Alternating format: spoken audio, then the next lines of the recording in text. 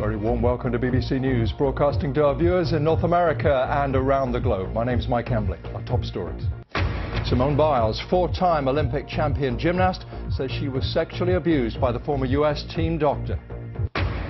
Growing up in the world's biggest refugee camp, we meet the Rohingya children who fled violence in Myanmar.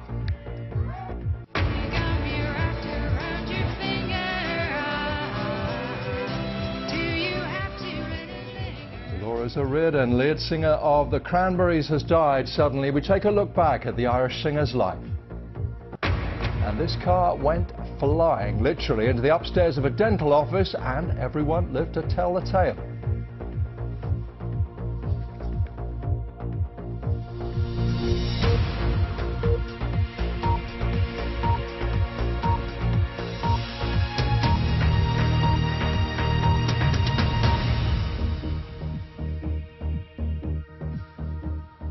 Hello. One of the world's greatest Olympic gymnasts, Simone Biles, has claimed she was abused by a former doctor for the United States team. She is the latest athlete to accuse Larry Nassar of sexual abuse. He's already been jailed for 60 years for possessing indecent images of children and has admitted assaulting female gymnasts. He'll be sentenced this month. Andrew Plant has the story. She is a four-time Olympic champion. With 19 combined world and Olympic medals, she is America's most decorated gymnast. Now, in a statement, the star of the Rio Games has said she was sexually abused by the former Team USA gymnastics sports doctor Larry Nassar. Nassar has already been jailed, sentenced to 60 years for possessing indecent images of children. He's also been accused by other gymnasts of sexual abuse, has admitted assault in 2 criminal cases, and will be sentenced for those this month. Her talent clear from a young age, Simone Biles is regarded by many as the greatest to ever perform in her sport. Teammates have said that Nassar's abuse came under the guise of medical treatment. In her statement, Biles says she won't allow the former team doctor to steal her love and joy. The 54-year-old was jailed in December after child pornography was found on his computer. Simone Biles said she was not afraid to tell her story anymore, adding, "It's impossibly difficult to relive these experiences, and it breaks my heart that as I work towards my dream of competing in Tokyo 2020, I will have to continually return to the same training facility where I was abused." Andrew Plant, BBC News. Let's speak now to the BBC's David Willis. He's in Washington, D.C. David, this is just the latest twist in this terrible tale. It is indeed, Mike, and it's a heart-wrenching statement released on social media today by Simone Biles. She is a woman who's been described as the greatest gymnast ever, and she won an American record 4 Olympic gold medals and a bronze in Rio. That was in 2016, of course. But this statement today, we heard a little bit of it there. She says she wrestled with the decision to go public with this, but she says she's been feeling, as she put it, a bit broken lately, and the more I try to shut off the voice in my head, the louder it screams. She says that she should not be made to carry the guilt that belongs to him, Larry Nassar, USA Gymnastics and others. It breaks my heart, she says, that in training to compete for the Tokyo Olympics in 2020, she will have to return to the place where she suffered this abuse. Yeah, her statement leaves no one in any doubt, does it, of what it's cost her. And, of course, the 3 other former US Olympians who've spoken out. Absolutely, one of whom actually has come to the support of Simone Biles today. Ali Raisman said that she won't be attending the sentencing hearing for Larry Nassar, which is due to start tomorrow. It's expected to last until the end of the week, for the simple reason that it's just too traumatic, as she put it on Twitter today. But she has written a letter, and she's not the only one, who will be giving this evidence in written form. Some have recorded audio statements, and it will be 3 or 4 days of sentencing for Larry Nassar, who already has been sentenced to 40 years in prison on child pornography charges, and is likely now to face a sentence of life in prison. David, thank you very much for that. Police in California are saying they've rescued a family of 13 brothers and sisters being held against their will by their parents. It's reported some were chained to their beds. The parents have been charged with torture and child endangerment.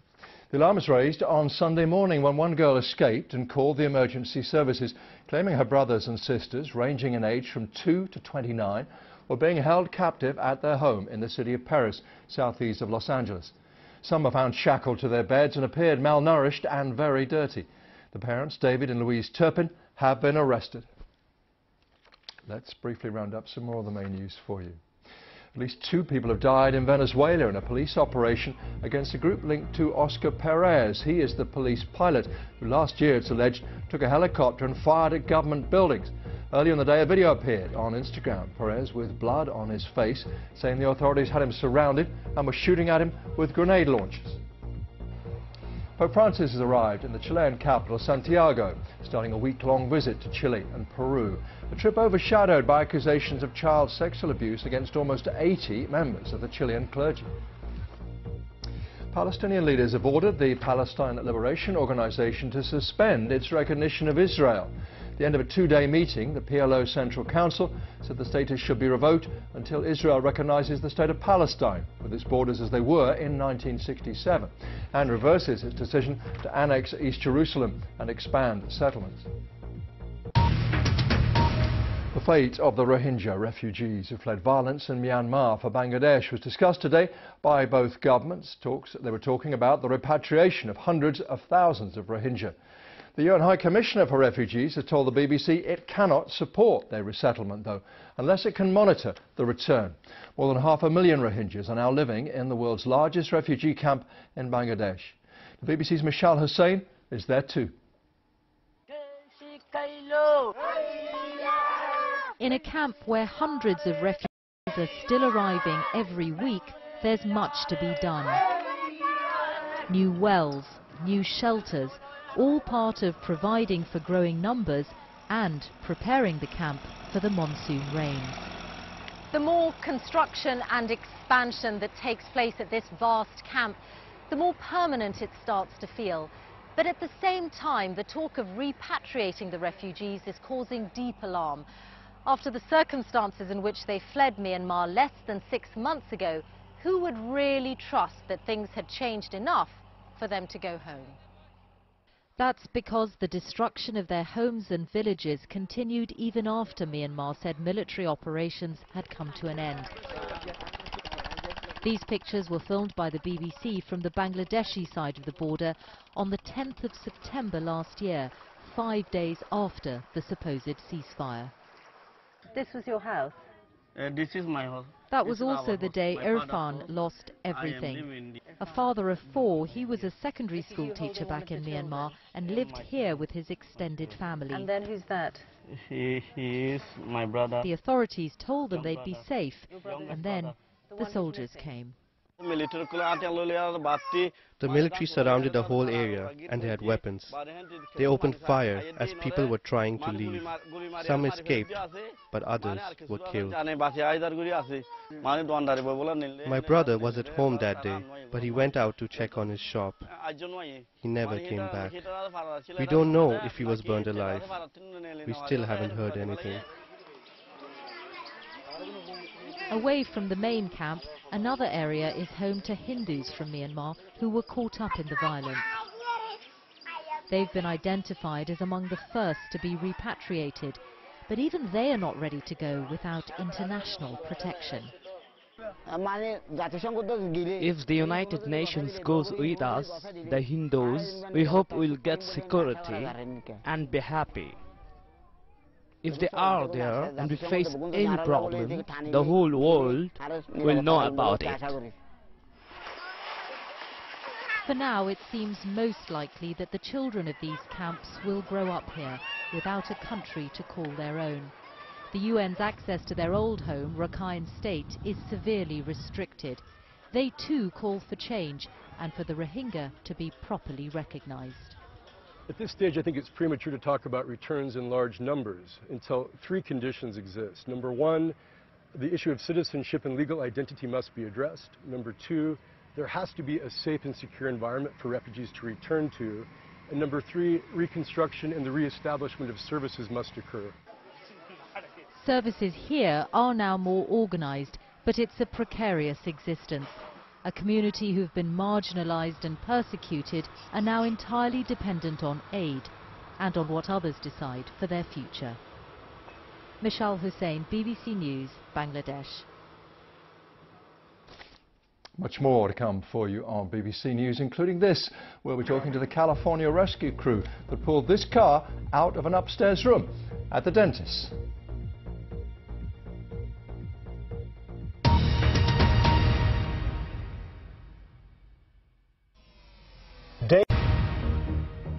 Very good to have you with us on BBC News. The latest headlines this hour. The 4-time Olympic champion gymnast Simone Biles has said she too was sexually abused by the former US team doctor Larry Nassar.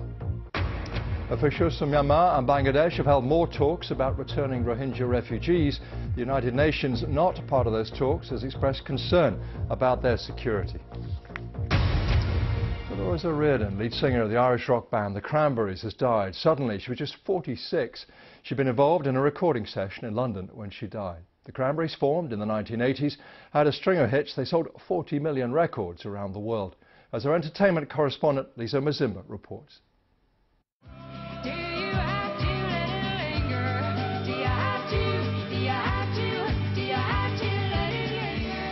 Linger was the first song Dolores O'Riordan ever wrote with the Cranberries. It turned her and the band into stars.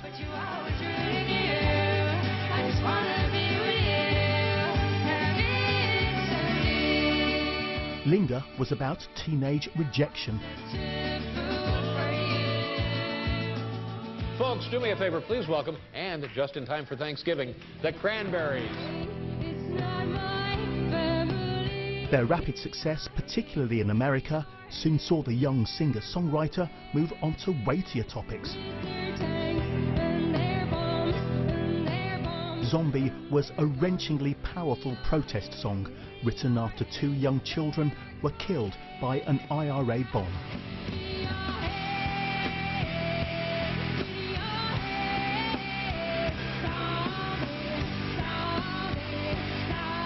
Last year the band were ready to tour once more, but it was cut short by health problems. I've had health issues a lot in the last few years, but one of the worst things is I had a disc problem in my back and I had stopped playing guitar.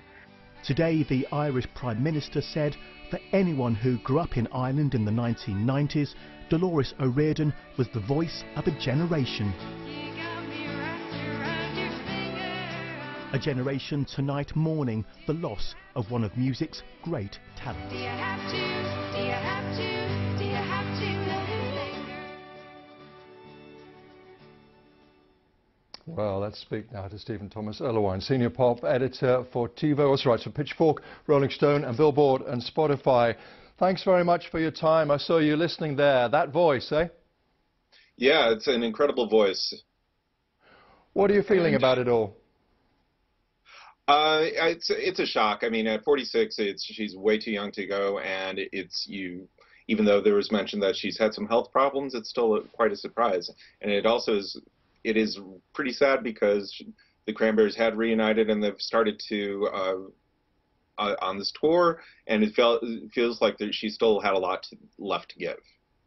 I think you will know, I think it was Nick Kent, wasn't it, the rock writer, who said, rock and roll, we pay these people to go to hell for us so we don't have to. I mean, she really went through it. She really did, and you can also tell it in her voice, and that's something that always struck me about Dolores's voice, is that it's really powerful. Even in its quietest moments, there was a sense of being tough and defiant, and that gave, like the softer songs like Linger, a little bit of a spine that you might not expect, and also brought some vulnerability into something like Zombie, which was a really wrenching protest song, as the package said.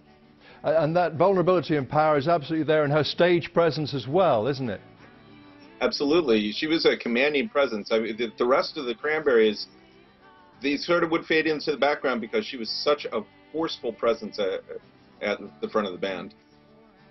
It must always be some kind of bargain, I suppose, when she had and she was having such a tough time. How much do you think she drew from that? How much do you think it just damaged her beyond that?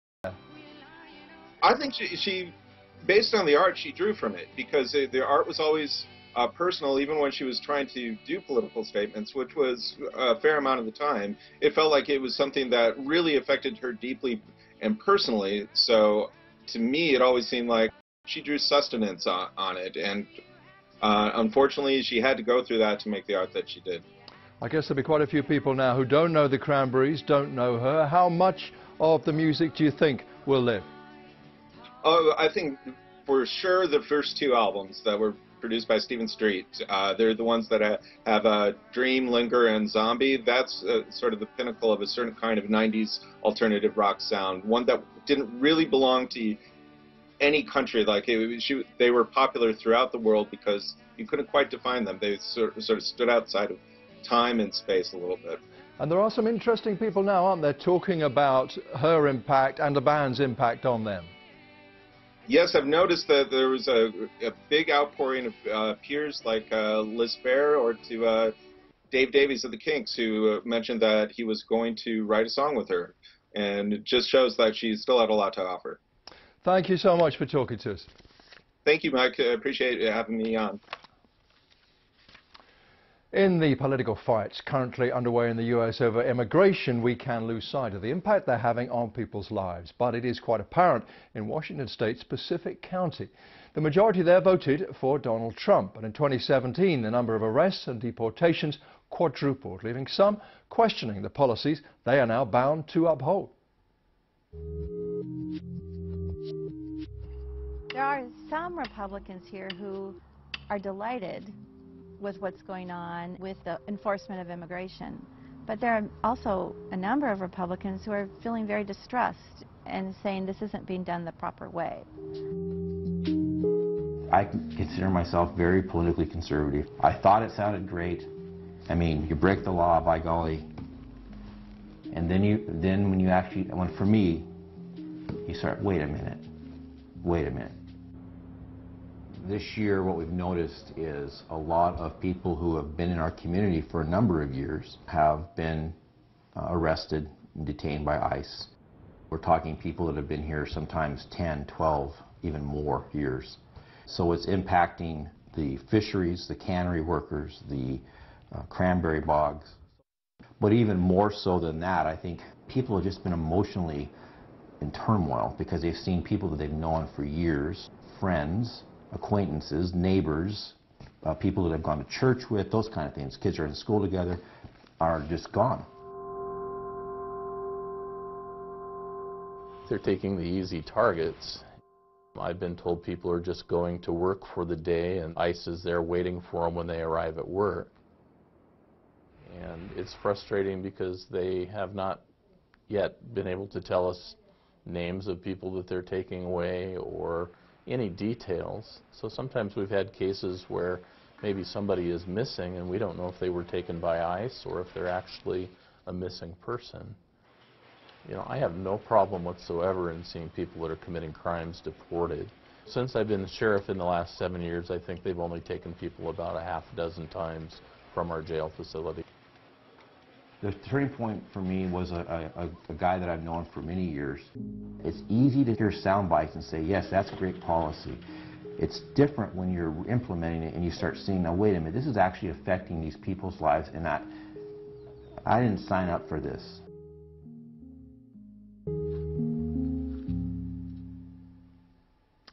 Astonishing new footage has emerged of the moment a car flew across a road and smashed into a building in California. It was travelling at high speed and narrowly avoided a bus. Amazingly, no one was seriously hurt in this incident. Happened in the city of Santa Ana. BBC's Tim Orman reports. It's around 5:25 in the morning. The streets are practically deserted and this bus is driving northbound on 17th Street. It's approaching the junction with French Street when this happens. What was that, you may ask? Well, let's look at it again, this time slowed down. That is a white 5-door sedan flying across the street and burying itself in the top floor of a dental office. We can see it again from a different angle. The car travelling at speed, hitting the central reservation then shooting into the air. This was the scene afterwards. Nearly 1.5 tons of Popular family motoring wedged into a 2-storey building. The 2 people on board, driver and passenger, suffered only minor injuries. And the local fire department, not having much experience with flying cars, had to call in specialist equipment to remove the vehicle. Police say this was a misdemeanour and no further legal action is expected. Officers believe the driver took narcotics. So, high in a chemical sense, then high quite literally. Tim Allman, BBC News. Speak now to Larry Kurtz from the Orange County Fire Authority. He's in Santa Ana, California. Larry, was it a bird? Was it a plane? Do you have much experience of flying cars? Mike, I've been in this agency for 28 years, and this is a first. A lot of times we come across cars that have collided into buildings. Normally they enter in on the first floor, not the second. This was a new one for us. So what did you think? I mean, when you see this footage and then when you saw the scene, what were you thinking? Well, when we arrived on scene, we received the notification that, okay, vehicle into a building, and then you see a vehicle into the second floor of a building. Well, that changes things a little bit. The number one thing on our minds, obviously, is the safety of the people in the building and the safety of the people in the car. It turns out that the driver of the car was actually able to exit the vehicle. He dropped down to the ground, and the law enforcement was able to excuse me, catch up with him quickly. The passenger of the car was still in the vehicle. Firefighters actually entered into the building, and I'm sure you have some additional photos there of the inside of the building when the car was inside. They were able to tie it to the studs, the internal walls, the load-bearing walls, and sort of tie the car into that second floor. After that, we were able to remove the passenger of the car, who had moved to the back seat of the car for some reason. After that, we needed to call our friends from Los Angeles, our northern neighbors. They had a specialized crane that they can use to help us extract the vehicle from the second floor. As I said, this is something that's highly unusual, something usually reserved for action movies, at the theater, but not something you normally see in real life. And the timing, I guess, clearly quite possibly a factor in the state of the driver, but a major factor in nobody getting hurt in the building. It was lucky. Yes, we were very, very lucky. People can look at this, and we've received lots of very interesting comments on our Twitter page and on our Facebook page when people have seen photos of this. But the bottom line is that nobody was seriously injured. If this had happened at noon or 5 o'clock in the afternoon, the outcome would have been, we think, far more tragic than what we've seen here today. Is it clear why the car actually took off in that way? Well, the center of the street, there's a median that actually has a large mound of dirt that's been placed on it, I guess, that's been placed there. The car had such a great rate of speed that approaching it, the mound of dirt actually acted as a launch ramp for the car. And so we had a scene of something, as I said, you would see it some action movie.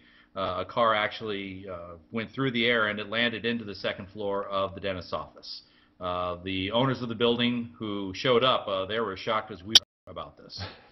Larry, thank you very much indeed for talking to us. All right, thank you very much for having me in, Mike. Just finally, something else you don't see too often, a wayward wallaby. Here it is, wandering across Sydney Harbour Bridge. Police responded to a call after the marsupial was spotted in lane 8, if you're concerned about that, on the northern side of the bridge. Traffic controllers monitored as it hopped across to lane 1, then headed onto the Cahill Expressway. The wallaby eventually was brought to the zoo for a checkup. We are told all was fine. Just briefly, that main news again for you. The 4-time Olympic champion gymnast Simone Biles has said she too was sexually abused by the former USA team doctor Larry Nassar. He was jailed last month for possessing child pornography, where he's serving between 40 and 60 years. He faces new hearings because he admitted assaulting other female gymnasts under the guise of treatment. Much more on all the news anytime on the BBC website. Thank you for watching.